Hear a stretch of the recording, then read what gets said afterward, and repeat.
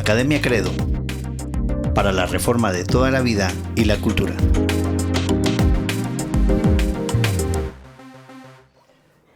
Hola nuevamente, ¿cómo están? Qué gusto saludarlos. Saludos a todos. En esta otra ocasión seguimos acá en el podcast de Academia Credo para la reforma de toda la vida y la cultura. Pensando con claridad en un mundo torcido. Es evidente que este mundo está torcido y lo que necesitamos es pensar con claridad, renovar nuestra mente. Nos demanda Pablo allá en Romanos 12 que cambiemos nuestra manera de pensar, ¿no? Para que comprobemos la buena voluntad de Dios, agradable y perfecta. Así es. Dale. Pensar bíblicamente es una cosa muy importante y hemos estado desarrollando este podcast para eso. Escríbanos sus dudas, comentarios, y quiero hacer referencia a un comentario que nos hicieron. De hecho, no te había contado. Que me decía, miren, qué bonito el podcast y todo, pero a veces no tenemos mucho contexto y queremos pedir disculpas si en algún momento se ha sentido así.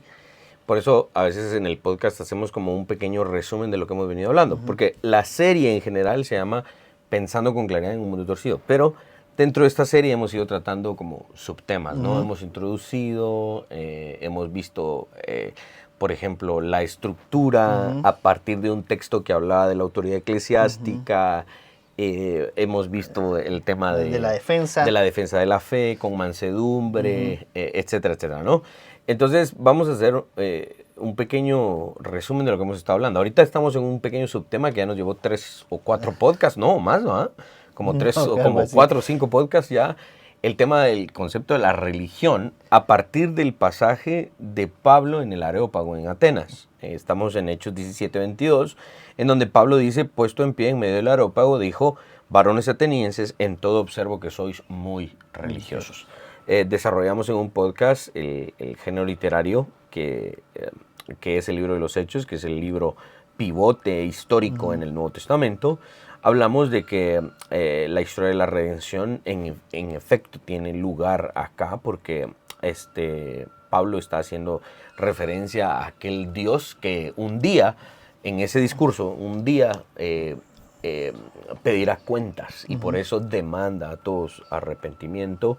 Hablamos de esos elementos de la redención allí. Hablábamos también en algunos podcasts sobre el contexto histórico, hablábamos de los epicúreos, de los estoicos, quienes eran estos dos contrincantes filosóficos y religiosos que fueron los que invitaron a Pablo al Areópago y le llevaron para escucharle hablar, según ellos, de una deidad extraña, ¿no? Y Pablo habla del altar al Dios no conocido. Y a partir de ahí es donde Pablo, hablamos del concepto de que Pablo inicia asumiendo la religión ateniense.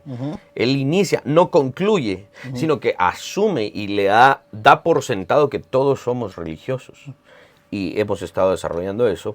Y posteriormente a eso, pues, llegamos al tema de las aplicaciones, que las hemos ido desarrollando de manera muy lenta. Ya desarrollamos el tema de que la religión es... la cultura es la religión externalizada. Hablábamos de que la religión es inherente al ser humano. Es una manifestación tangible de la religión que es inescapable en el ser humano. Y hablábamos de algunas aplicaciones como no avergonzarnos de nuestra religión, porque el que nos pide que nos callemos nuestra religión está hablando desde su religión. Claro. Hablamos de no avergonzarnos de nuestra religión. Hablábamos de que el entendimiento de esto nos convierte en personas más seguras, ¿sí? Debiese de provocar en nosotros seguridad, no debiésemos caminar con inseguridad.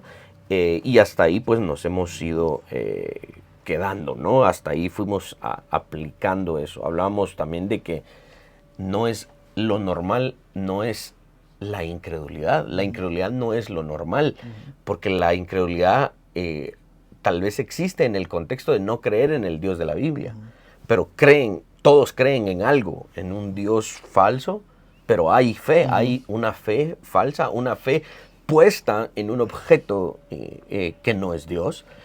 Todos tienen creencia, entonces la incredulidad no es lo normal. Hacíamos referencia a que esta pregunta es la pregunta de la serpiente a Eva. ¿Quién te dijo que eso es así? ¿Verdad? Esta es la acusación de Dios a Adán cuando le dice, ¿quién te dijo que estabas desnudo? ¿Quién te dijo? ¿No? Entonces, esta es un mito que queremos desarmar en la mente de los cristianos.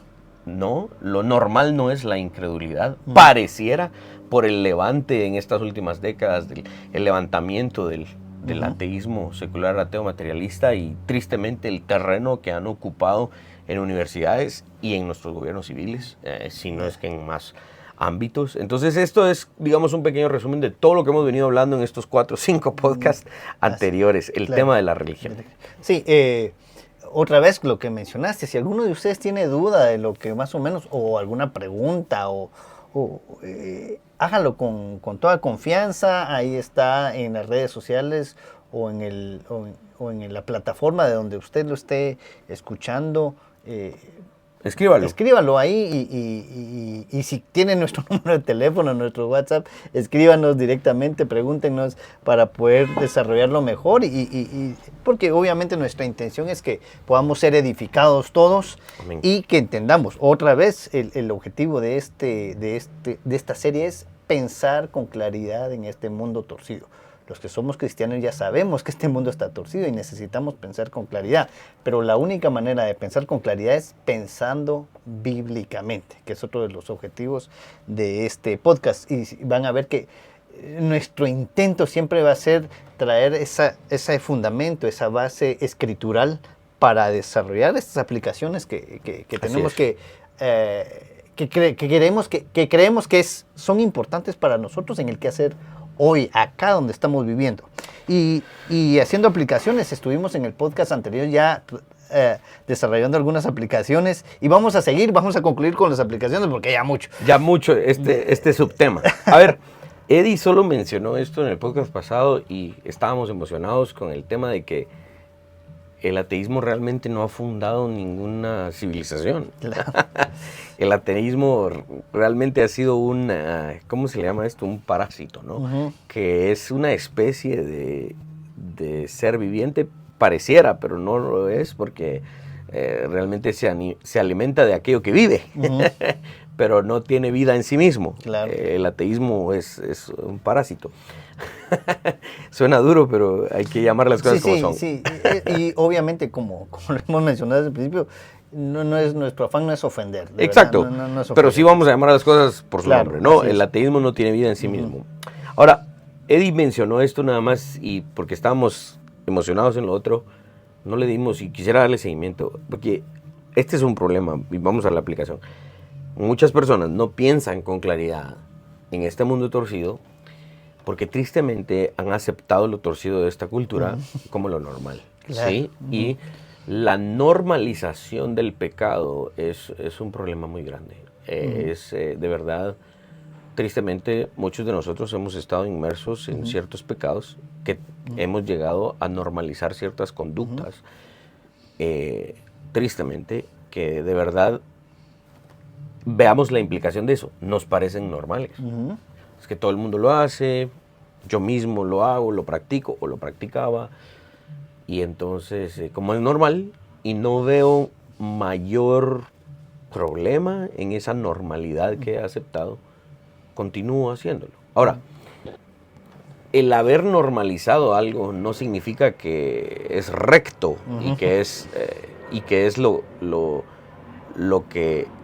que debiésemos hacer. Claro. El haber normalizado algo no significa que es moral o éticamente correcto, ¿no? Y ahí es donde tenemos un problema al no asumir la verdad absoluta del Evangelio. Claro. Haber normalizado el aborto o haberlo legalizado no significa que sea lo correcto, exacto, que sea la verdad, es exacto, básicamente, ¿no? Y es bueno hacer el ejercicio nosotros en términos de pensamiento. ¿Qué cosas se han normalizado en la cultura? Que las tomamos como verdad simplemente porque se han normalizado.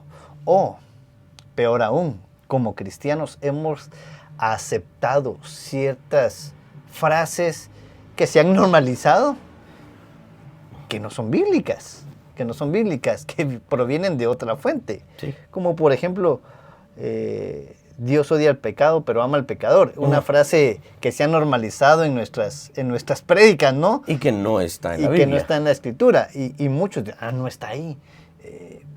Porque como simplemente las oímos y se ha normalizado en las prédicas, creemos que viene a ser lo normal. O cuando alguien dice, por ejemplo, es que Apocalipsis, cuando habla del anticristo, Apocalipsis nunca menciona el anticristo.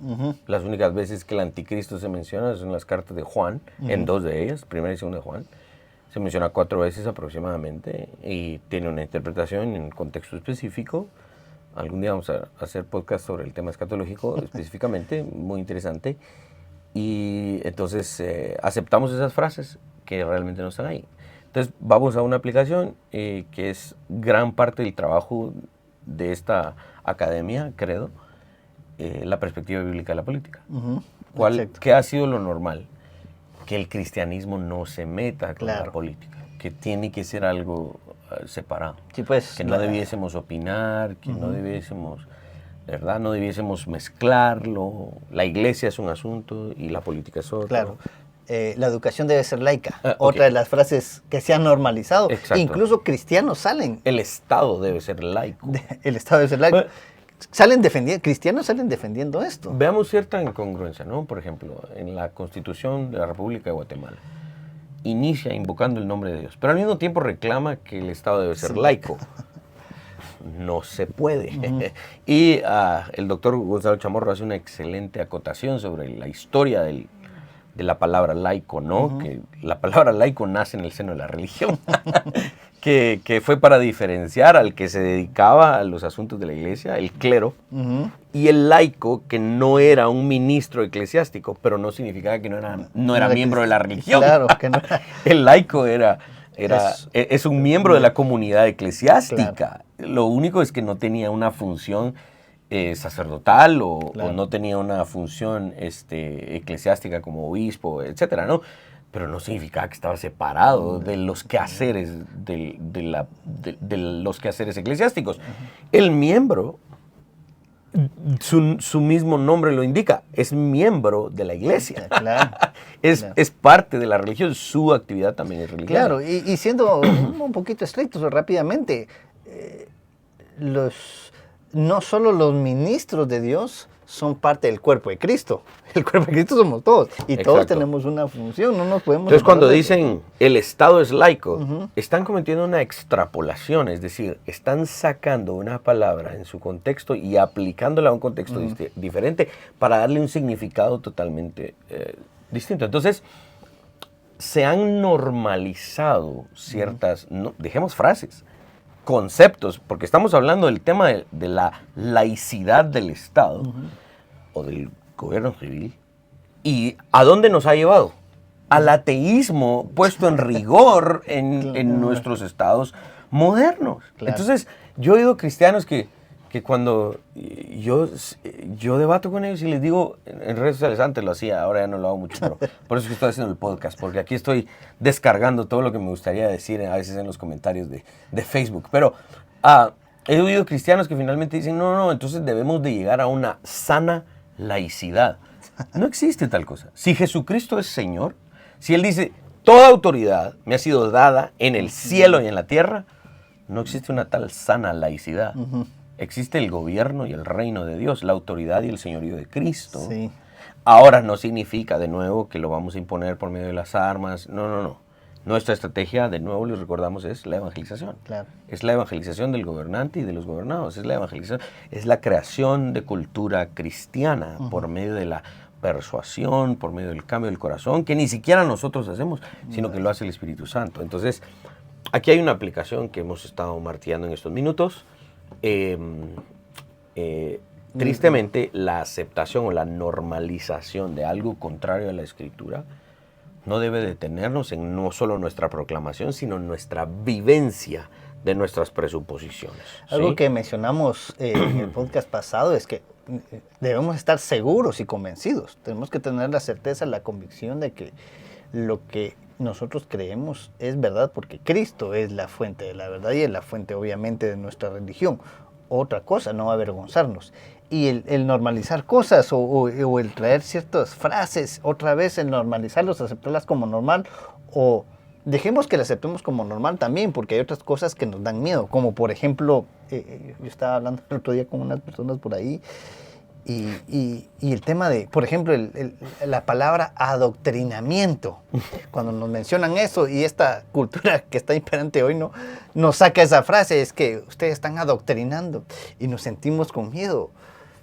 Sí, nosotros estamos adoctrinando a nuestros hijos en la fe verdadera, en Cristo.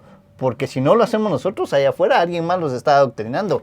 Porque todo en un sentido es adoctrinamiento. En las escuelas están adoctrinando a nuestros niños, en las universidades se están adoctrinando a los muchachos, a los jóvenes. Todo en algún sentido termina siendo adoctrinamiento. Teísta, la diferencia es el Dios. Eso ya lo dijimos claro. Y vamos a un punto aún más claro. Por ejemplo, yo practico la catequización. A mis hijos los estoy catequizando. El más pequeño todavía no, porque todavía no habla, ¿verdad? Es muy pequeño. Pero a mi hijo más grande, Josué, de 8 años, lo estoy catequizando. O sea, lo estoy llevando por un catecismo, el Catecismo Menor de la Confesión de Fe de Westminster, y estoy practicando eso. Y todos lo hacemos en alguna medida.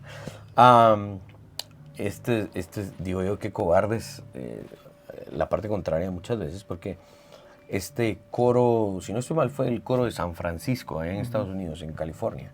Es un coro municipal, algo así, ¿no? El coro compuesto eminentemente por homosexuales y drag queens y todas estas degeneraciones sexuales, ¿no?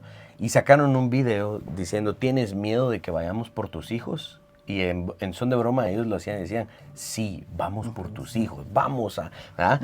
Y provocó un revuelo gigantesco en la comunidad conservadora, a estarlos acusando y diciendo, no tienen derecho y todo lo demás, ¿verdad? Y al punto de que ellos mismos, este coro, quitó el video. Pero ya lo habían descargado y ya lo habían publicado en otras plataformas y todo lo demás. Y esto llevó a una reflexión bien importante. La cultura imperante hoy quiere que nosotros tengamos nuestros hijos, pero ellos los quieren adoctrinar. Porque, seamos honestos, ellos no quieren tener hijos. Claro. Ellos no quieren tener hijos, por eso están a favor del aborto, del matrimonio homosexual, todo lo demás. Ellos no quieren tener hijos. Ellos quieren que nosotros los tengamos, pero ellos los quieren adoctrinar. Entonces, ¿por qué está mal que yo tenga a mis hijos y los quiera adoctrinar? ¿Verdad? De hecho, el tema del adoctrinamiento nace en el seno de la religión. La catequización es una idea protestante, no es una idea católica, es una idea protestante. Y entonces debemos de llevar esto a la práctica. Nuestras presuposiciones, nuestra religión nos va a guiar al adoctrinamiento. Lo mismo sucede en la religión imperante humanista que hoy vemos. Ellos también quieren adoctrinar. Porque es que nos pica la lengua, ¿verdad? Sí. Ese es el tema, o sea, de verdad.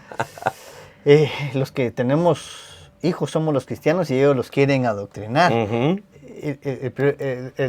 problema que nos estamos metiendo hoy es que nuestras parejas cristianas jóvenes hoy no quieren tener hijos. Ese es un porque problema. esa es idea de ellos también, que la están imponiendo. O hay chicas cristianas que están pensando en, yo solo quiero tener hijos, no quiero tener un compromiso de matrimonio.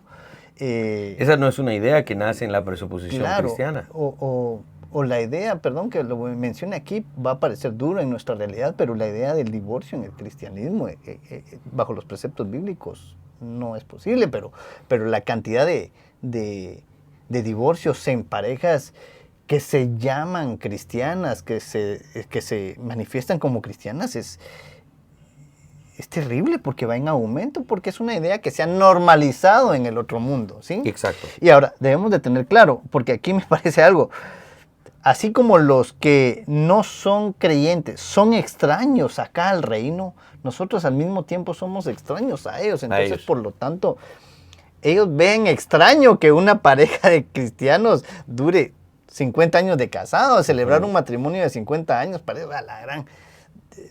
termina siendo extraño. Sí. Y nosotros los que somos cristianos debemos tener claros que el reino al que hemos sido llamados, en el que hemos sido puestos, sí es totalmente antagónico al otro reino. Solo para que no se nos malinterprete, Eddie hacía el comentario de que, por ejemplo, el tema del divorcio es ajeno a la cosmovisión cristiana, ¿verdad? Alguno podría comentar y decir, no, pero si el mismo Moisés lo permitió y Jesús hizo referencia en Mateo 19, si no estoy mal, ¿verdad? Y habló de lo que pasó con Moisés. Ahora, el tema del divorcio en su raíz es contrario a la idea de la santidad del matrimonio, ¿ok?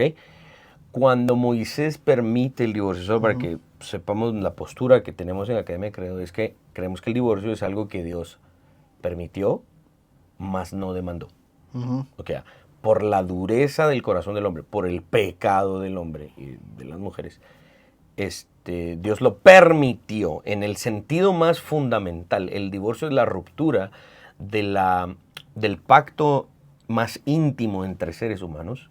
Eso es algo contrario a la cosmovisión cristiana, ¿sí? Es algo que en mi experiencia pastoral, lo que yo intento hacer al principio es intentar la restauración con todas las armas que pueda tener y guiar a alguna pareja, a alguna familia que esté tristemente pasando por problemas que puedan llevar a un divorcio. Intentamos siempre, como por primera instancia, la restauración de esa relación, de esa familia, y creemos que el divorcio en sus características más fundamentales es contrario a la naturaleza del cristianismo, pero finalmente se da una provisión en la ley para que el divorcio pueda llevarse a cabo y haga el menor daño posible. En términos fundamentales, el divorcio es contrario a la cosmovisión cristiana. Sí está permitido en determinadas situaciones, por inmoralidad sexual, es básicamente el único agravante, el único causal de divorcio en la ley de Moisés, ¿no? Sí, yo lo mencionaba porque es una normalidad en el otro mundo. Tristemente, ajá. O sea, a lo que me refiero es, no pensemos en el divorcio como lo piensa el mundo allá afuera. Así es. Exacto, no tengamos las razones como las que piensan. ¿Cuáles son las razones de alguien allá? Simplemente, desde que antes de casarse ya llegan con el tema de que si no funciona, no pues sí, exacto. Entonces, ese es un problema. esa es una dinámica de cómo pensamos nosotros a la hora incluso de entrar al matrimonio, ¿no? Entonces, Así es. La idea es pensar otra vez bíblicamente, ¿ok? Así es. Entonces, no nos debemos de avergonzar de nuestra religión. Exacto. Es un punto para aplicar hoy. No nos avergoncemos, hermanos. Lo hemos tratado vergüenza. Ya un poco, ajá, ¿verdad? Sí, claro. ¿Verdad? En el trabajo, con la familia, con los amigos, no nos avergoncemos de nuestro cristianismo, hermanos, porque obviamente fuimos llamados a la única religión verdadera. Un amigo perdió su trabajo y digamos que este amigo era famoso en el ámbito de la música cristiana. Su esposa y sus 3 hijos empezaron a hacer empanadas. En cierto lugar, abrían el baúl de su carro y vendían empanadas. Y cuando alguien iba pasando y lo reconocían para saludarlo, ¿cómo estás? Yo te he visto, vos eras parte de esta banda cristiana. Él me contaba que al principio sentía vergüenza, ¿no? Pero después se preguntó, ¿por qué? Cualquiera que ha perdido su trabajo haría cosas como estas para sacar adelante a su familia. Luego lograron abrir un restaurante y le empezó a ir mejor y todo. Esto nos sirve para ilustrar lo que estamos aprendiendo, ¿no? Toda persona tiene una manera de pensar, costumbres, formas de vestirse, una dieta. Todos estos elementos son parte de la cultura, ahora entiéndase, parte de su religión. Yo no veo que los que no creen en Cristo se avergüencen de su cultura. Los que no creen en Cristo no se avergüenzan de su cultura. ¿Por qué nosotros nos avergonzaríamos de la nuestra? ¿Por qué nos avergonzaríamos como creyentes de nuestra fe? Al principio muchos no creyentes se avergüenzan del qué van a decir que ahora soy cristiano, ¿no?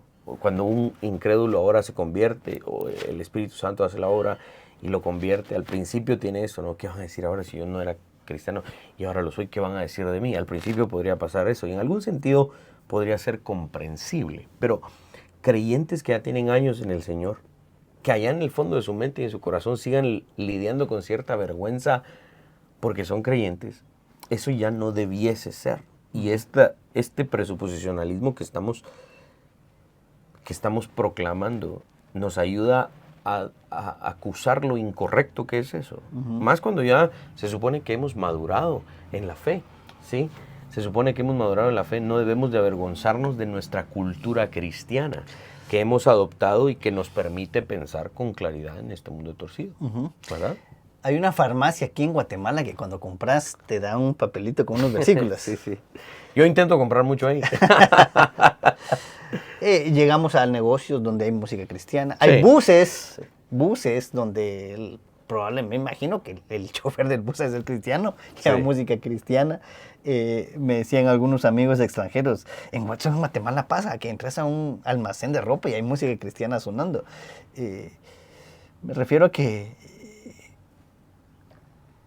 pues si los enemigos de la fe ponen su propia música a sus negocios, ¿por qué nosotros no vamos a poner la nuestra, la que creemos? Si en estos buses extraurbanos un chofer pagano, ¿no? Pone música y hasta terrible, me parece. Peor si llevan televisión y videos. Yo hace años de verdad dije, no puede ser que este tipo de videos estén pasando acá. Básicamente es pornografía. En buses con niños, entro a un restaurante en un horario familiar y hay música y videos que básicamente son pornografía. Es importante que nosotros entendamos que no nos podemos avergonzar de esto. Entonces, el avergonzarse de la cultura cristiana que hemos adoptado y la cual debemos vivir porque es la que nos demanda nuestro Señor y Salvador, el avergonzarnos de esa cultura no nos va a permitir pensar con claridad en un mundo torcido. No podemos avergonzarnos, sino que vivir de acuerdo a ella. Pablo se puso de pie en el Areópago y dice que al final de su discurso se burlaron de él. Pero no vemos ni una sola pizca de vergüenza en Pablo cuando se paró enfrente del tribunal más importante de Atenas, y en medio de esos líderes de otras religiones habló del Dios que creó todo lo que existe. Incluso citó a los poetas griegos para decir, incluso sus poetas tenían una idea de lo que este Dios no conocido es, el Dios que yo proclamo. Habló de que este Dios no habita en templos humanos construidos por manos de hombres. Pablo habló de que somos linaje de Él. Habló de que Él algún día vendría a juzgar al mundo. Habló de la resurrección de los muertos. Sin vergüenza. Pablo de verdad habló esto y dijo, esta es la religión verdadera. Y no tengo vergüenza al hablar de esto. Pablo no se consideraba el único religioso, sino que hizo lo que hoy todos debemos hacer. Dar por sentado que todos somos religiosos. Y de hecho Pablo se refirió a ellos como muy religiosos y dijo, aquí yo también como religioso les estoy planteando lo que creo. Con esa simple declaración y presuposición, Pablo nos ayuda a desbaratar por completo el falso argumento de que solo los evangélicos y los católicos son religiosos. Porque toda persona es religiosa, lo que pasa es que muchos no saben que son religiosos. Y cuando se dan cuenta de que no pueden escapar de su estado religioso, se avergüenzan porque acusan a otros de lo que ellos mismos padecen. ¿Sí? Aquí en Guatemala hay un partido, ¿no? Que hoy es el que gobierna en Guatemala.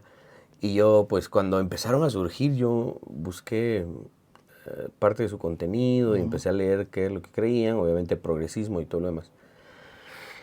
Y uno de sus representantes tiene una charla como de 19, 20 minutos sobre el tema ético, ¿no? Y él establecía su perspectiva acerca de la ética.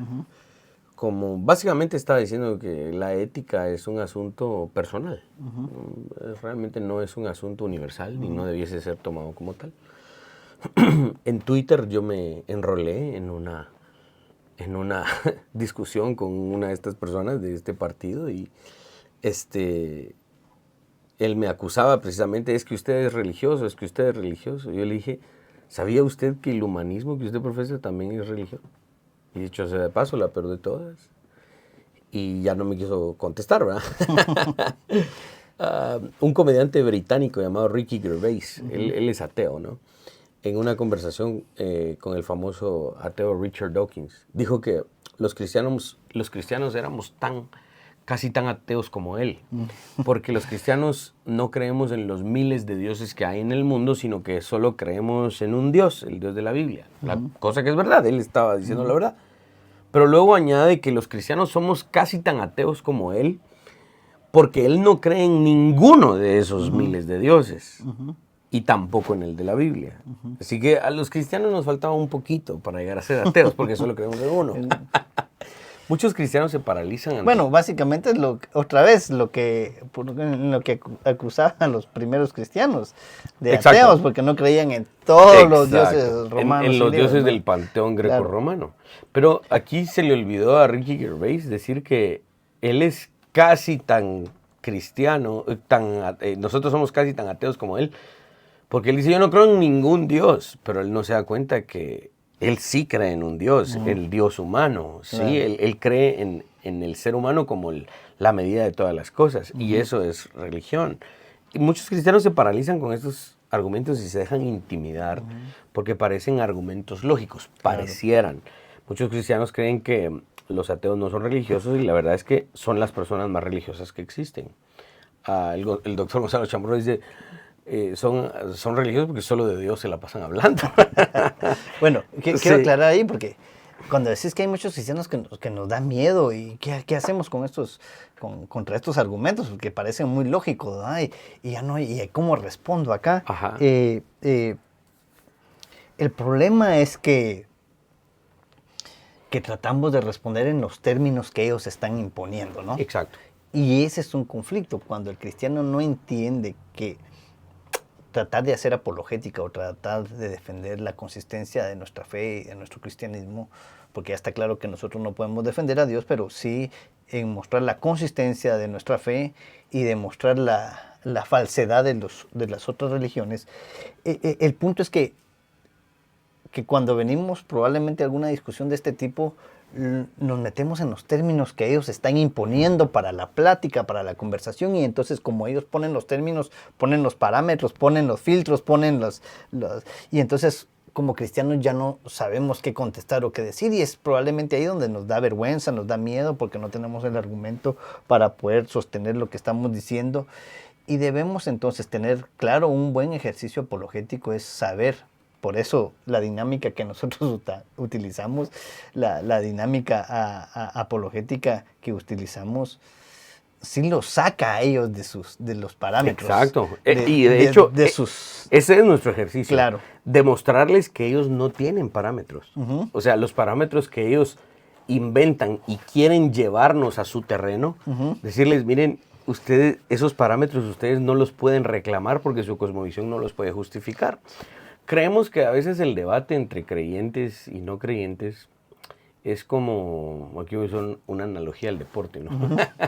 Que es como estos torneos de fútbol, ¿no? De la UEFA Champions League, ¿no? Que un equipo de España se enfrenta contra un equipo de Inglaterra y cada uno tiene su estadio y juegan un partido en cada estadio. Creemos que a veces es así el debate, pero realmente la metodología presuposicional nos lleva a entender lo siguiente. La parte contraria no tiene estadio. ¿Sí? No tiene estadio. Entonces, no es voy a ir a jugar a tu estadio. No, es demostrar que si en todo caso tú crees tener un estadio, este estadio lo construyó el Dios que tú niegas. O sea, los parámetros que ellos utilizan para argumentar son precondiciones que no puede justificar su cosmovisión. Ese es el punto. Y entonces destruimos la base sobre la cual ellos creen estar parados. Y les demostramos realmente están en el aire. Y aquí uso una expresión chabacana de aquí de Guatemala. Nos asustan con el petate del muerto. Porque nos hacen creer que ellos son dueños de la ciencia. Y nuestro presuposicionalismo busca destruir ese mito. El ateísmo no tiene ciencia. No puede reclamar ser el partido de la ciencia, el partido que sí tiene ciencia y nosotros solo religión. No, La ciencia no surge del aire. Sí, cuando nos asustan con el petate del muerto, decís, es básicamente cuando sucede este ejercicio que regularmente pasa, y ojo acá, jóvenes cristianos que están en la universidad, o muchachos que están en un grado de diversificado por ahí, donde probablemente algún catedrático ateo los empieza a presionar. Básicamente es esta ilustración de lo que estás mencionando, es, ¿sabes qué? Subite a este ring a debatir, a demostrarme que Dios existe, y en ese ring se me pide que yo me quite mis guantes de cristiano, que deje todos mis ejercicios de cristianos, y él sí viene con los guantes de su ateísmo, él sí viene al ring donde él tiene las reglas, donde él impone las reglas, y entonces... Donde el referee está a su favor, donde el marcador va a estar a su favor. Y entonces con todos esos argumentos salen ganando, porque obviamente, porque él pone los términos de ese debate y ajá, ya viste que te gané.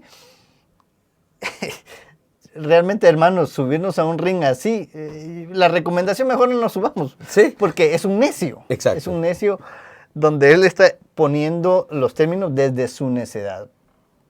Yo creo que en algún sentido tratar de debatir con alguien así, mejor no lo hagamos. Sí. A menos que él sea honesto en tratar de definir o tratar de llevar una argumentación en términos donde él no los imponga como tal. ¿Ya? Sí, porque el ateísmo no puede imponer los términos, porque no los tiene. Ahora, el simple hecho de que los ateos se encuentren en la búsqueda del origen del universo, esas son las declaraciones de Richard Dawkins. No hemos encontrado el origen de la vida, todavía lo estamos buscando. Ahora, pero sí argumentan como que sí eso está definido. Hay una inconsistencia ahí, ¿no? El simple hecho de que estén en busca del origen del universo ya los hace personas religiosas. Si vamos a la etimología de la palabra, el intentar reconciliarse con el origen es eminentemente religioso, un ejercicio religioso.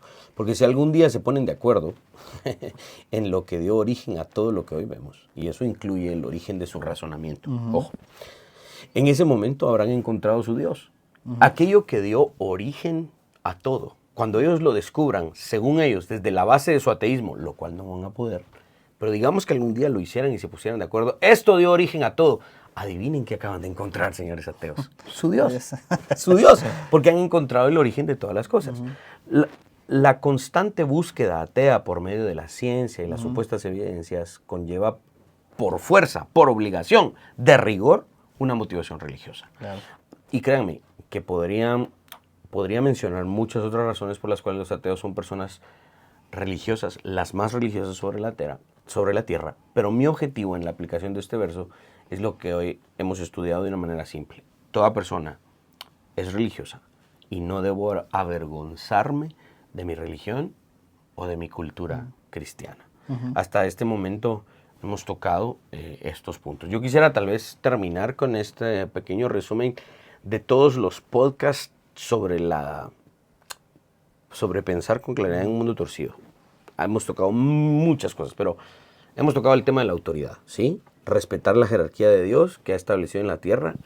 El respetar esa jerarquía nos permite pensar con claridad en un mundo torcido. 2, la santidad como defensa, mi solvencia como creyente, mi vivencia de lo que creo, es una de mis mejores defensas. El vivir en santidad es indispensable para presentar una defensa de la fe. Y número 3, toda persona es religiosa. No debo de avergonzarme de mi religión cristiana ni de mi cultura cristiana. Digamos que, en términos muy simples, todas las horas de podcast que hemos hecho ya han sido para estos puntos. Claro, Exacto. Para esto, bueno, se nos fue el tiempo. Estamos entonces concluyendo este subtema de religión dentro del tema general que se llama Pensando con claridad en este mundo torcido, pensando bíblicamente. Esa es la dinámica que hemos tratado de exponer en estos podcasts, y bien ya William hizo este resumen de estas 3 cosas que hasta hoy hemos intentado enseñar. Les recordamos entonces que pueden escribirnos si tienen alguna duda, si algo de lo que hemos hablado quisieran que lo desarrolláramos de una mejor manera o probablemente con mejores aplicaciones. Sí, Eddie, esto no me quedó bien claro, ¿cómo podríamos aplicarlo en la vida hoy, porque eso es lo que realmente estoy. Aquí es el campo de batalla hoy, ¿verdad? Y quisiera saber cómo aplicarlo en mi vida, en mi trabajo, en mi familia, en este país, en esta nación. Si hay algo que quisieran que aclaráramos, no duden en escribirnos para que podamos desarrollarlo. Así es. Que Dios les bendiga, hermanos. Gracias por haber estado con nosotros en este podcast. Vamos a seguir haciendo más. Que nuestro objetivo y nuestra intención es ser de edificación y sobre todo no es simplemente sobrevivir en esta cultura. Creo que somos llamados a cambiar la cultura. Esta que está mala, transformarla por la verdadera cultura, la cultura cristiana que proviene de la verdad absoluta y es Dios mismo. Amén. Que Dios les bendiga. Nos vemos en el próximo podcast. Suscríbete y comparte. Reformemos juntos toda la vida y la cultura.